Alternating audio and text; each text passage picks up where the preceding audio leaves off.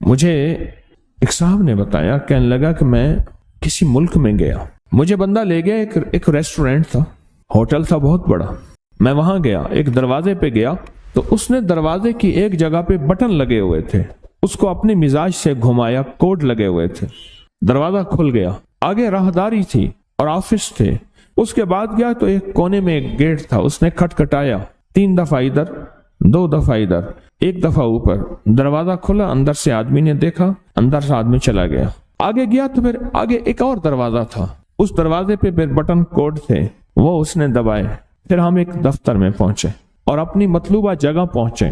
کیا خیال ہے، آپ اپنے موبائل پر کوڈ نہیں لگاتے، اپنا تھم انگوٹھا نہیں لگاتے کہ آپ کا موبائل کوئی نہ کھول سکے؟ زندگی موبائل کی طرح بندھی ہوئی ہے، بندہ عاجز آ جاتا ہے، اس بندے کا موبائل نہیں کھول سکتا، اس نے جو اس نے اپنا کوئی کوڈ لگایا ہوا ہے۔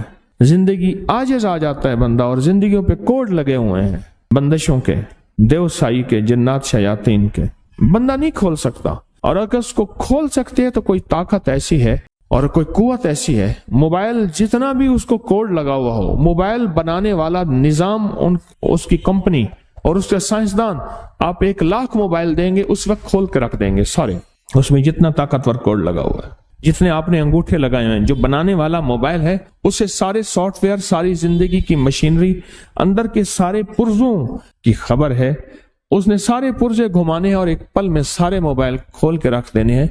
یہی کچھ ہماری زندگی میں، ہماری زندگی ایسی بندشوں میں جکڑی ہوئی ہے۔ مسنون دعائیں، یہ چھوٹے چھوٹے حرف، یہ چھوٹے چھوٹے لفظ، یہ زندگی کے چھوٹے چھوٹے راز ہماری زندگی کی بندشوں کو، پریشانیوں کو، مشکلات کو ایسے کھول دیتے ہیں۔ روانی اور فراوانی، روانی اور فراوانی ایسے زندگی میں کہ عقل اور انسان کی ہوش اور انسان کی سوچ اور انسان کا گمان خیال دنگ رہ جاتا ہے کہ میرے لیے ایسا ہو بھی سکتا ہے، اتنی بڑی کامیابی۔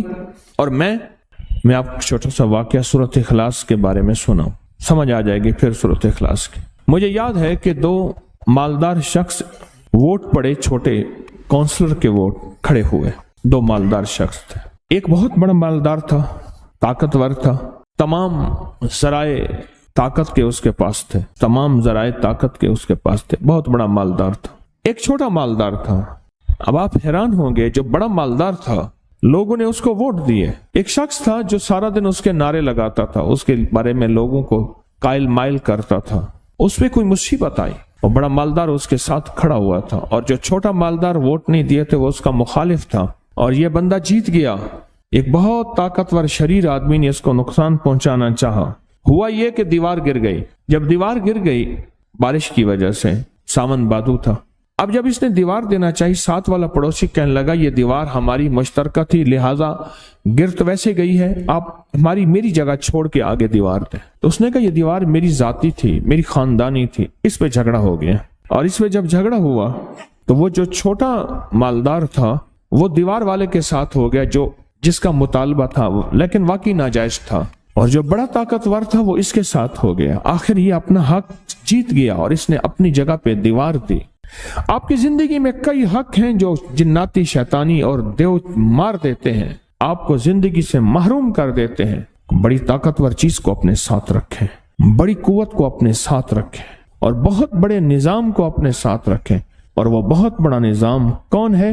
وہ ایک ایسی ذات ہے جو نظر نہیں آتی پر ہے، اور اس نظام کی تعریف، اس طاقتور نظام کی تعریف کیا ہے کہ اس کے پاس ہے ملک، مال، اقتدار، حکومت کیا ہے؟ وہ طاقتور نظام آپ کے ساتھ ایسی آ جاتا ہے۔ کیوں پریشان؟ کیا ہوا؟ میں تمہارے ساتھ، اور وہ طاقتور نظام ہمارے ساتھ ہو جاتا، اور یہ چیزیں بے بس اور عاجز آ جاتی ہیں، یہ چیزیں ہمیں نقصان پہنچانا چاہتی ہیں، ہمارا رزق کھانا چاہتی ہیں، ہماری اولاد میں بغاوت اور نافرمانی کو گھولنا چاہتی ہیں، اور ہماری نسلوں کے اندر پریشانیاں، مشکلات اور مسائل اور الجھنیں، یہ چیزیں ہماری زندگی کو کھا رہی ہیں۔ یہ ایک پل میں وہ طاقتور طاقت ہمارے قریب آ جاتی ہے، ہمارے سامنے آ جاتی ہے، اور اس طاقتور نظام کو سمجھنا ہے تو دل میں کہہ دیں قل هو اللہ احد اللہ الصمد لم یلد ولم یولد ولم یکن لہ کفوا۔ میں نے ایک صاحب سے پوچھا، ملاقات ہوئی ایک جگہ، کیا پایا؟ مجھ سے کہنے لگے کہ میرا جو بھی مسئلہ ہوتا ہے نا، بس یوں حل ہو جاتا ہے آپ کے ایک عمل سے. کون سا؟ کہ لگا 2 رکعت نماز نفل حاجت کی نیت اور اس کے بعد 3 بار سورۃ یاسین. بس میرا جو بھی مسئلہ ہے نا اسے حل ہو جاتا ہے. اگر آپ اپنے مسائل حل کرانا چاہتے ہیں آج کے بعد 40 دن میں کوئی بھی رات میں کوئی بھی وقت ملے پر ہو ایسا وقت جس میں توجہ دھیان کا اگر وقت ہو نا توجہ دھیان کا، تو پھر یہ نفل پڑھے. میری نسلوں کی سارے نظام کی نیت کر کے پھر دیکھیں کہ لوٹ کے کیسے آتی ہے. نیوٹن کا قانون ہے کہ گیند جس زور سے دیوار پہ مارو گے اسی زور سے واپس آئے گی. اسی زور سے آپ میری نسلوں اور تسبیح خانے کے سارے نظام کی سخت ترین نیت کر کے نا 40 دن یہ نفل پڑھ لیں. پڑھیں اس وقت جب بالکل تنہائی توجہ کا وقت ہو، اور یہ نہ ہو 2-4 دن توجہ ہو اس کے بعد توجہ ختم ہو جائے نا، پھر دیکھیں لوٹ کے کیسے آتا ہے نظام. اگر یہ آپ 40 دن کی نیت کر لیں، کیوں جو کسی نے پڑھا آپ میں سے یہ نفل کسی نے پڑھے. کتنا وقت لگتا ہے کوئی اپنا تجربہ بتائے پڑھنے میں؟ آپ کا کتنا لگا، اس کا کتنا لگا، آپ کا 18 minute 15 minute 20 minute 15 minute 20 minute, بس ایسے 15-20 منٹ. اور جن کو سورۃ یاسین حفظ یاد ہے تو ان کا تو زیادہ تھوڑا وقت، پر دھیان کا اور یہ سورۃ یاسین کے نفل پڑھ. اچھا آپ کی جو بھی مرادیں ہیں نا ان کی دل میں لسٹ بنائیں. وہ بات سنو، مانگتے ہوئے کیوں جھجکتے؟ اچھا دے نہ دے اس کی مرضی ہے، میں تو وہ مانگوں گا جو اس شہنشاہ کی عظمتوں عزتوں وقار اور شان و شوکت کے مطابق ہے. میں تو بھرپور مانگوں گا. اس لیے فرمایا جنت مانگنی ہے تو پھر جنت الفردوس مانگو، اور دنیا مانگنی ہے تو دنیا بھی سپرلیٹو لاجواب اعلیٰ سے اعلیٰ مانگو. ربنا آتنا فی الدنیا حسنۃ اس سے آگے کا مقام ہے. دنیا مانگنی ہے تو دنیا بھی اس سے اونچی مانگو اور اعلیٰ سے اعلیٰ مانگو. تو لسٹ بنا لیں، پہلے لسٹ بنا کے پھر بیٹھ جائیں. ہمارے ایک صاحب ہے تو وہ کیا کرتا ہے بندہ، گوشت لے کے نا آگے گوشت کی وہ لکڑی والی جو کھوڑی ہوتی، لکڑی والا جو، اور بڑا سارا وہ اس کو چھرا کہوں دگدا کہوں کیا کہوں، وہ لے کے بیٹھ جاتا ہے اور پھر اس گوشت کو کاٹنا شروع کر دیتا ہے اور وظیفہ پڑھنا شروع کر دیتا ہے. پھر گوشت کو ادھر سے کاٹتا جاتا ہے، وظیفہ پڑھ، پھر ادھر سے کاٹتا ہے، پھر اس گوشت کے قیمے کا جسم بناتا ہے، پھر اس کو پاؤں سے کاٹتا ہے، سر سے کاٹتا ہے. کہتا ہے فیصلہ کرا کے اٹھوں گا. اس نے 2 فیصلے کرائے، میں نے عمل چھین لیا. میں نے کہا خدا کا خوف کر، تجھے اس لیے عمل دیا تھا. 2 بندے گئے، پھر اس قیمے کی شکل بناتا ہے، بندے کی بنا کے پھر ادھر سے کاٹنا شروع کر دیتا ہے. اور وہ میں نے تو وظیفہ میں نے کہا اس لیے نہیں دیا تھا. اب مجھے کہتے ہیں فلاں ہے اجازت دے دیں. میں کہا نا، مجھے تو پہلے بھی تجھے اجازت دی، مجھے کیا خبر تو یہ کرے گا. اللہ کے ہاں تو میری پکڑ نہیں ہے. چھری میں نے دی تھی تجھے پیاز کاٹنے کے لیے، پھل کاٹنے کے لیے، ایسے نا چھری دی تھی. تو نے کہا میرے گھر میں سبزی وغیرہ ہوتی میں کاٹ لوں گا، چھری دے دے. تو میں نے کہا لے لیا. تو نے چھری سے بندے مارنے شروع کر دیے. تم اللہ کے ہاں میری تم پکڑ نہیں ہے. فیصلہ کرائیں اس 2 نفل سے، بس کہنا یہ چاہتا ہوں. ایک عمل ہے بہت طاقتور اور بہت زبردست عمل ہے، اور پوری دنیا کو اس عمل سے بہت فائدہ پہنچا کہ 2 رکعت نماز نفل پڑھ کے 3 بار سورۃ یاسین پڑھے، اور جو اللہ سے مانگے اللہ عطا کرتا ہے. سوچیں ساری دنیا کی نوافل جتنی بھی ہیں ایک فرض کے سجدے کا مقابلہ نہیں کر سکتے. ساری دنیا کی نوافل فرض ایک سجدے کا مقابلہ نہیں کر سکتے. اب فرض نماز پڑھی، اور فرض نماز پڑھنے کے بعد سورۃ یاسین 3 بار نہیں پڑھی، سینکڑوں بار پڑھی. پھر آپ نے نہیں پڑھی. اس وقت آن لائن پوری دنیا میں کتنے بے شمار لوگ ہیں جو تسبیح خانے کے ان اوقات کے مطابق انہوں نے اپنے آپ کو فارغ کیا ہے، خالی کیا ہے، اور سورۃ یاسین لے کر بیٹھے ہیں. انہوں نے بھی پڑھی 3 بار سورۃ یاسین، آپ نے بھی پڑھی، اور آپ کے علاوہ پوری دنیا کے کتنے بے شمار لوگوں نے پڑھی. کسی نے درد سے، کسی نے غم سے، کسی نے جذبے سے، کسی نے آنسو بہاتے ہوئے، کسی نے اللہ سے باتیں کرتے ہوئے، کسی نے درد اور وجدان کی کیفیت سے. یہ لمحہ قبولیت کا ہے، یہ لمحہ قبولیت کا ہے. اور اس لمحے دعائیں قبول ہوتی ہیں، فریادیں پوری ہوتی ہیں، آسیں امیدیں بر آتی ہیں. یہ بہت قبولیت کا لمحہ ہے. اور یہ بہت مقبولیت کا نام ہے۔ جس عمل کے بعد سورۃ یاسین پڑھی جائے، انفرادی پڑھنے سے 3 بار تو فائدہ ہوتا ہے۔ جس کو بھی میں نے یہ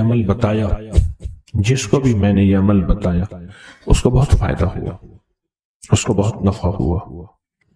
سوچیں اجتماعی بیٹھ کے جب پڑھیں گے اس کا کتنا فائدہ ہوگا، اور اس فائدے پہ یقین ہو کہ جو کچھ ہوا ہے یہ فائدہ 100% ہے، اس میں کوئی شک نہیں ہے، اس پہ 100% یقین ہو۔ عمل ہوا اور عمل پہ یقین نہ ہوا، عمل کی تاثیر ختم ہو جاتی ہے۔ عمل ہوا اور عمل کے اوپر اعتماد نہ ہوا، عمل کا فائدہ ہواؤں میں تحلیل ہو جاتا ہے، اور عمل کیا اور اس پہ شک ہوا، وہ شک عمل کی طاقت کو ختم کر دیتا ہے۔ اس پہ 100% یقین ہو۔ اتنے سارے لوگوں نے بیٹھ کے پڑھا اور یقین سے پڑھا۔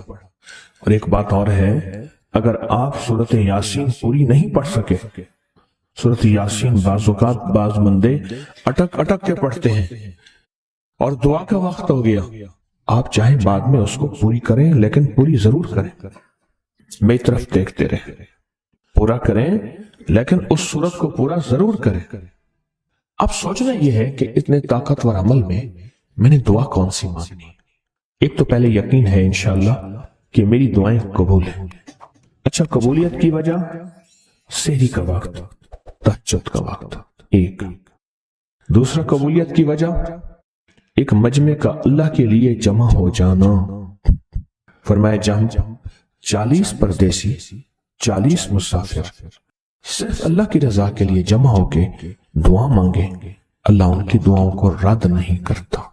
آپ میں سے تو 90% مجمع تو پردیسیوں کا ہے، 90% مجمع۔ اور قبولیت کی تیسری وجہ یہ ہے کہ آپ نے فرض نماز پڑھی اور فرمایا فرض نماز کے بعد دعائیں قبول ہوتی ہیں، فرض نماز کے بعد دعائیں قبول ہوتی ہیں۔ اب قبولیت کی پہلی وجہ کیا ہے؟ سحری کا وقت، سحری کا وقت، فجر سے پہلے کا وقت دعائیں قبول ہوتی ہیں۔ دوسری وجہ فجر کا وقت، فرض نماز کے بعد دعائیں قبول ہوتی ہیں۔ اور تیسری وجہ مسافروں کا مجمع، اور چوتھی وجہ رمضان کے اللہ جل شانہ نے فرشتوں کو حکم فرمایا، فرشتوں ساری عبادات چھوڑ دو اور میرے روزے داروں کی دعاؤں پہ آمین کہو۔ ساری عبادات چھوڑ دو اور میرے روزے داروں کی دعاؤں پہ آمین کہو۔ ایک چوتھی وجہ ہو گئی کہ فرشتوں نے آپ کی دعاؤں پہ آمین کہا۔ اور پانچویں وجہ مل کے سورۃ یاسین پڑھنا، مل کے سورۃ یاسین۔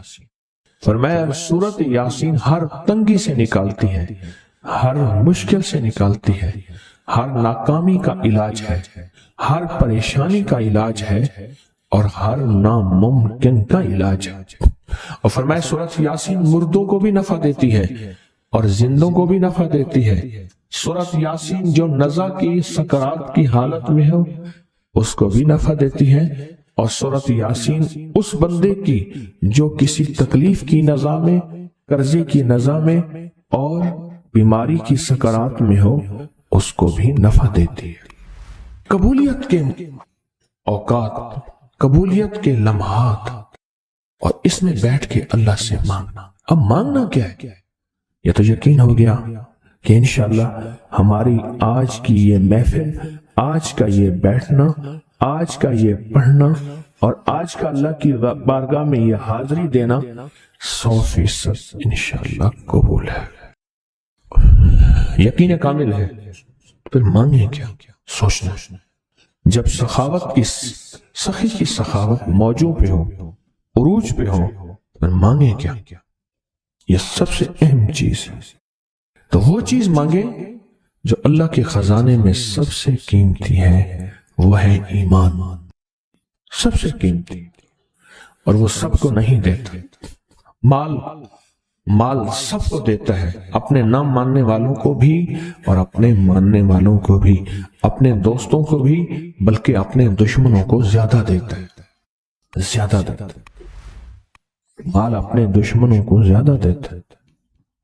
اور بعض اوقات اپنے دوستوں کو بھی زیادہ دیتا ہے، جیسے انبیاء میں سے حضرت سلیمان، حضرت داؤد، حضرت یوسف علیہ السلام، جیسے صحابہ میں حضرت عثمان غنی، عبد الرحمن بن عوف اور بے شمار صحابہ، اولیاء میں سے حضرت پیران پیر شیخ عبد القادر جیلانی اور بڑی بڑی ہستیاں۔ اللہ اس لیے دیتا ہے کہ یہ مومن یہ نہ سمجھے، تو سب سے پہلی چیز جو اللہ سے مانگنی ہے وہ ایمان مانگنا ہے۔ ساری دنیا مل گئی، سارا مال مل گیا، ساری حکومتیں اور ساری چیزیں ملی، ایمان نہ ملا تو ہم گھاٹے میں رہ گئے۔ ہمارا سودا گھاٹے کا سودا تھا، ایمان نہ ملا، ایمان نہ ملا۔ اللہ سے سب سے پہلے ایمان مانگنا۔ جو بندہ ساری عمر جو چیز مانگتا ہے، غور سے دیکھنا، غور سے سمجھنا، ساری عمر جو چیز مانگتا ہے، جو بندہ ساری عمر جو چیز مانگتا ہے، ساری عمر جو چیز مانگتا ہے، جو بندہ ساری عمر جو چیز مانگتا ہے، اگر نہ ملی، اللہ سچی طلب کی بنیاد پہ آخری وقت میں وہ چیز عطا فرماتے ہیں۔ ایک شخص بالکل مفلس تھا اور وہ یمن کی کسی بستی سے آیا تھا۔ عاشورہ کے دن کتنے دن کا سفر کر کے آیا تھا، اس کی کمزور سی اونٹنی تھی، اس کے پاس بھی کھانے کو نہیں تھا، اس کی اونٹنی کے پاس بھی کھانے کو کچھ نہیں تھا۔ وہ آیا اور آ کے دعا میں شامل ہوا اور ہمارے ساتھ بیٹھ کے درود ابراہیمی پڑھتا رہا۔ کہا وہ بدو تھا، اسے درود ابراہیمی صحیح پڑھنا بھی نہیں آتا تھا۔ ہم دیہاتی کہتے ہیں، عرب میں اس کو دیہات میں رہنے والوں کو بدو کہتے ہیں۔ اس کو پڑھنا ہی نہیں آتا تھا اور کہا ہمارے عمل میں شامل ہوا۔ آئندہ سال جب آیا تو اس کے ساتھ 7 اونٹ تھے اور ہر اونٹ کے اوپر خوشحالی کے اثرات تھے اور وہ خود خوشحال تھا، اس کے بیٹے ساتھ تھے اور ہمارے لیے بہت توشے لایا اور ہدیے لایا اور کہنے لگا کہ میں نے یہاں سے جانے کے بعد وہاں اونٹوں کا کام کیا، اونٹ ایک لیا، اس کو بیچا، بس اس میں برکت کے خزانے مجھے یہ ملے اور آج میرے پاس خوشحالی ہے۔ اللہم بارک علی محمد، ہاں یہ اس کا ترجمہ ہے، وعلی آل محمد۔ جو برکت ملی تھی محمد آل محمد کو، اس میں سے آج ہم نے حصہ لینا ہے۔ جو برکت ملی تھی اور جس برکت کو ہر نماز میں ہم پڑھ رہے ہیں، کبھی خیال ہی نہیں کیا۔ ساری زندگی نماز پڑھتے پڑھتے، ساری زندگی اتحیات پڑھتے پڑھتے ہو گئی کہ ہم یہ درود پڑھ کیا رہے ہیں اور اس درود میں کن ہستیوں کا تذکرہ ہے، خیال ہی نہیں کیا، آج تک خیال ہی نہیں کیا۔ برکت اپنے غیب کے خزانے سے ملتی ہے، برکت غیب کے خزانے سے ملتی، اور ایک کثرت ہے، ایک برکت ہے۔ کثرت بھی بتا دو، کثرت بھی بتا دو۔ کتی کتنے بچے دیتی ہے؟ سورنی کتنے بچے دیتی ہے؟ سورنی بڑے بچے دیتی ہے، خنزیر بہت بچے دیتا ہے۔ ہم مری جا رہے تھے روحانی منزل میں، مری تو ایک جگہ نا کھلی جگہ پہ، وہاں پہاڑوں میں سور ہیں، تو وہاں چھوٹے چھوٹے بچے تھے، بہت بچے دیتی ہے، پر ختم ہو جاتے ہیں۔ میں نے سڑکوں کے کنارے کتے مرے دیکھے ہیں، کبھی بکری مری نہیں دیکھی۔ آپ نے دیکھی ہو تو مجھے پتا نہیں ہے۔ سڑکوں کے کنارے کتے مرے بہت دیکھے ہیں۔ میں نے کتوں کے چھوٹے چھوٹے بچے گنے ہیں، 11 تک میں نے گنے ہیں۔ آپ میں سے کہیں کوئی تجربہ ہو، کوئی اس سے زیادہ بھی گنے ہیں؟ میں نے تو اس سے زیادہ نہیں دیکھے، 8 9 7 بچے ہوتے ہیں۔ ٹھیک، کوئی ایک بچہ، اگر یہ 11 زندہ رہ جاتے تو آج تو میرے خیال میں سڑکوں پہ جگہ نہ ہوتی، کتے ہی کتے ہوتے۔ کیوں؟ اللہ نے حلال میں بکری میں برکت رکھی ہے، کتا حرام ہے، اللہ نے اس میں کثرت رکھی ہے، کثرت رکھی ہے، یعنی وہ زیادہ ہیں، برکت نہیں رکھی، برکت نہیں رکھی۔ قدرت کا نظام دیکھیں کہ اللہ نے سپنی جو ہوتی ہے، سانپ کی مادہ سپنی میں اولاد کی محبت نہیں رکھی۔ جو بچہ پیدا ہوتا ہے اس کو خود کھا جاتی ہے، جو بچہ پیدا ہوتا ہے اس کو خود کھا جاتی ہے، اور جو ادھر ادھر بھاگ کے نکل جاتا ہے وہ سانپ بن جاتا ہے۔ اگر وہ خود نہ کھاتی تو یہاں تو چونٹیوں کی طرح سانپ ہوتے۔ دل میں محبت اللہ نے رکھی ہے، سانپ کی سپنی کے اندر سے محبت نکال دے، اللہ ہی دلوں میں محبت ڈالتا ہے، اور محبت ڈال دے ماں کے دل میں، حالانکہ وہ بھی ماں ہے، پر اس کے دل میں اللہ نے اولاد کی محبت نہیں ڈالی۔ ہمارے یہاں ایک پیر صاحب تھے، میرے والد صاحب رحمۃ اللہ علیہ، ان کا باغ اور ہمارا باغ آپس میں اب بھی ایک ہی ہے، دیوار کے ساتھ دیوار ہے، بنے کے ساتھ بن۔ تو وہ ان کے ہاں گئے تو ایک بابا جی جھاڑو دے رہے تھے، ایک بابا جی جھاڑو دے رہے تھے، اور صبح شام کی روکی سوکی ملتی تھی، اور بس ہر وقت غلامی ہوتی تھی۔ ہر وقت غلامی ہوتی تھی. تو مجھے والد صاحب نے بتایا کہ میں اس بندے کو جانتا ہوں, اس نے اتنی مربع, اتنی ایکڑ, اتنی زمین جو ہے اٹھا کے ساری پیر صاحب کو دے دی, اور ساری زندگی پیر صاحب کے 2 وقت کی ایک سوکھی پوکی روٹی, آخر وہیں مر گیا اور اس کو کفن دے کے دفن. اسے پیر صاحب نے مجبور نہیں کیا, پیر صاحب نے مجبور نہیں کیا. دعاؤں کی طاقت ہے, دعائیں نسلوں کو کھلائیں گی, پلائیں گی. پر ایک تجربے کی بات بتاؤں, بڑوں کی بات ہے, بڑوں کی بات, دعاؤں کی برکت سے اللہ حلال طیب طاہر کھلائے گا. میرے پاس ایک صاحب ہے, کہنے لگا کاروبار کو زوال ہو رہا ہے. کورنگی میں, کراچی میں فیکٹریاں, ملیں اچھی خاصی ہیں وہ ایریا. تو کہا کاروبار کو زوال ہو رہا ہے, اور کاروبار زوال پہ چلا گیا ہے. کمپنیاں 2-4 بند ہو گئی ہیں, زوال ہو رہا. میں نے اللہ کا نام دیا, پھر ملے, کہا کچھ نہیں ہے. اچھا, میں نے کہا یہ اب پڑھیں آپ, اللہ پاک دکھائے گا. مجھے انہوں نے خود بتایا, میں ایسے کوئی سمندر ہے اس کے کنارے کھڑا ہوں. کہنے لگے کراچی کا سمندر نہیں, کہاں ہے؟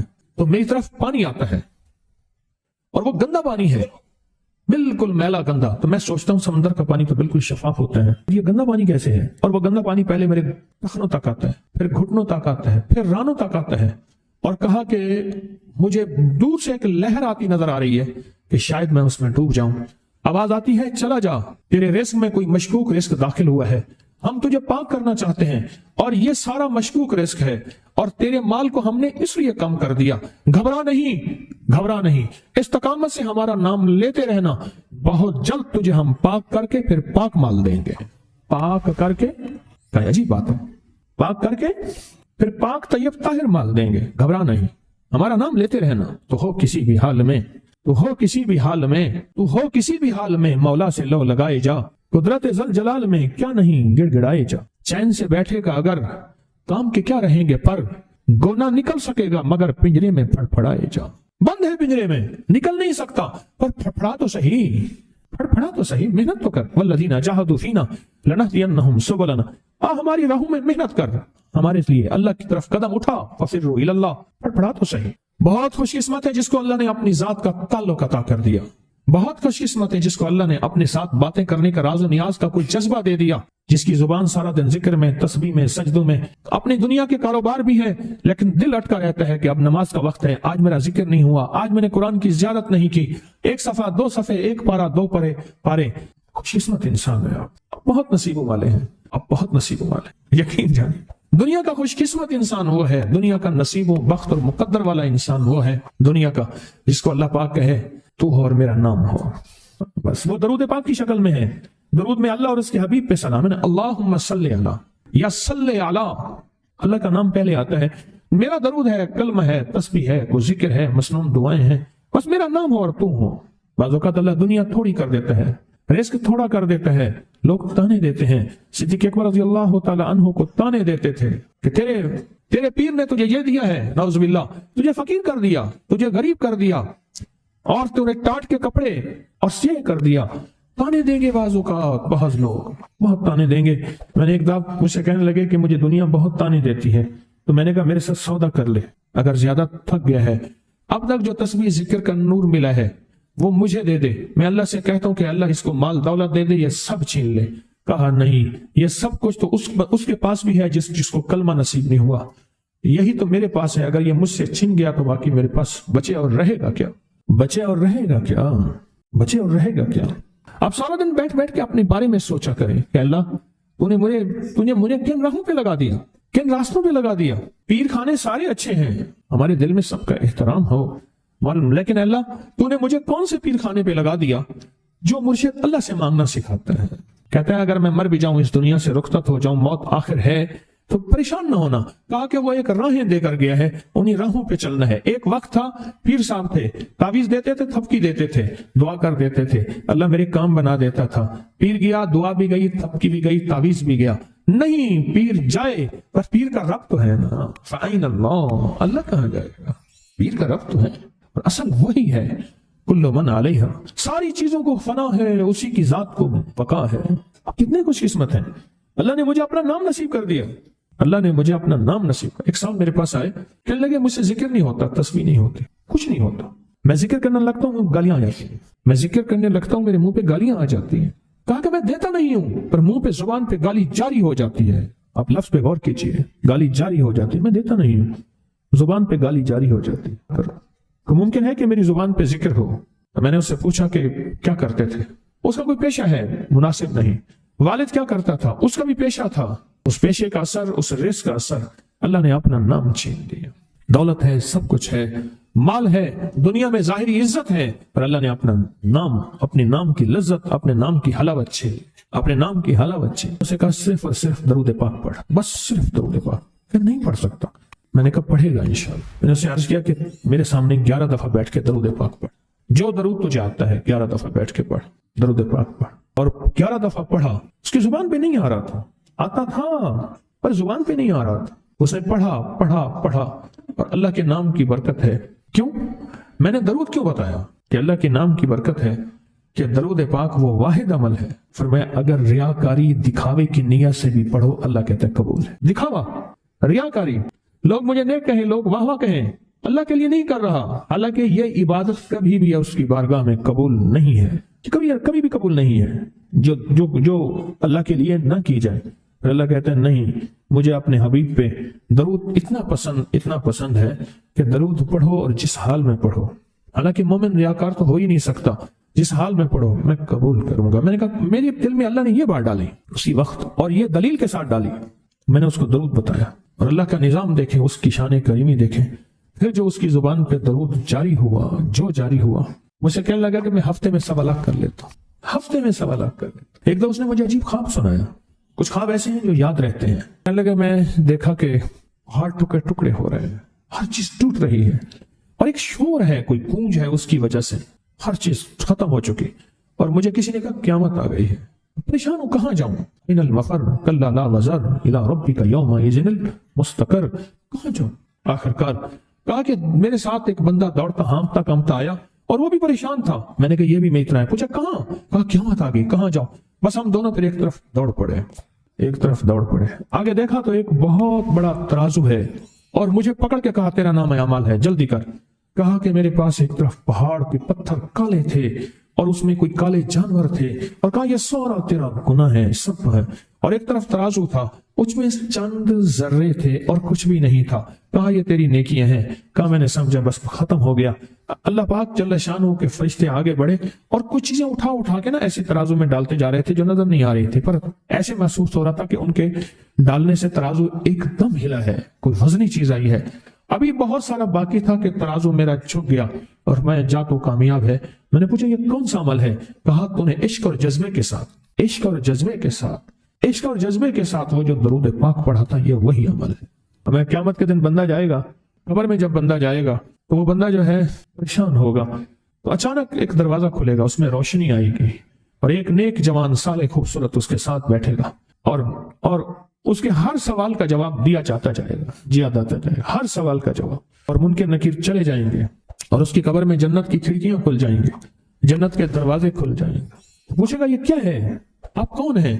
کہا وہ درود ہوں جو دنیا میں تو اٹھتے بیٹھتے سوتے جاگتے پڑھتا تھا. وہ درود تو دنیا میں مجھے نہیں بھولا تھا, آج میں تجھے نہیں بھول رہا. کبھی نہ سوچے ہیں کہ مجھے تسبیح سے, ذکر سے, درود سے, کلمے سے, سورت اخلاص سے اور اس دعا سے کچھ نہ ملا, کیونکہ آپ کو یہ کانوں میں ڈالنے والے بہت ملیں گے. کیا پایا, کیا ملا؟ فلاں کو تو یہ ملا, فلاں کو تو یہ ملا, تجھے کیا ملا؟ بہت ملیں